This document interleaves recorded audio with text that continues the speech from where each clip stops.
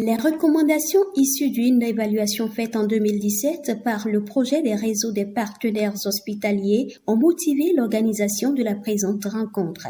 Ces hommes et femmes de la santé venus des hôpitaux du Bénin, du Burkina Faso, du Gabon, du Sénégal, du Togo et de la France se proposent, entre autres, d'élaborer le plan stratégique opérationnel 2022-2024 du réseau. Au terme de la présente retraite, vous vous proposez d'appréhender le rôle, les objectifs, le fonctionnement, les forces et les faiblesses du RESAOC d'une part, de procéder à l'élaboration et à l'adoption d'un plan stratégique opérationnel pour les 3 prochaines années d'autre part. Je voudrais vous témoigner et vous assurer de mon soutien et de celui du gouvernement du président de la République du Bénin, M. Patrice Talon.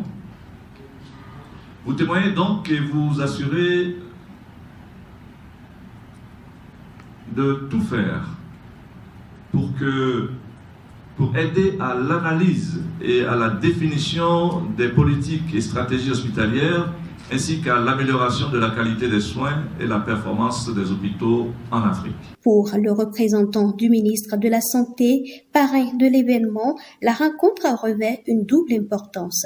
D'abord, la domiciliation du siège du RESAOC à Cotonou et le renouvellement de la confiance faite au Bénin d'y tenir les assises du RESAOC, comme l'indiquent les statuts, c'est un véritable privilège pour mon pays qui abrite en permanence le secrétariat exécutif du réseau des hôpitaux d'Afrique et des Caraïbes depuis le 30 juin 2006.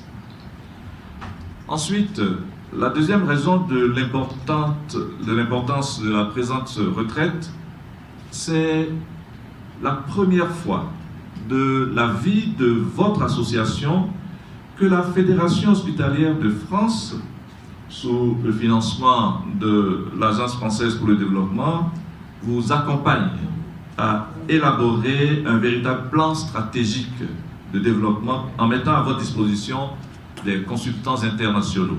L'objectif principal du RESAOC est de favoriser la communication, d'encourager les échanges en vue d'un réel partenariat technique et scientifique dans les domaines de soins, de renforcement de compétences, de la recherche et de la gestion hospitalière.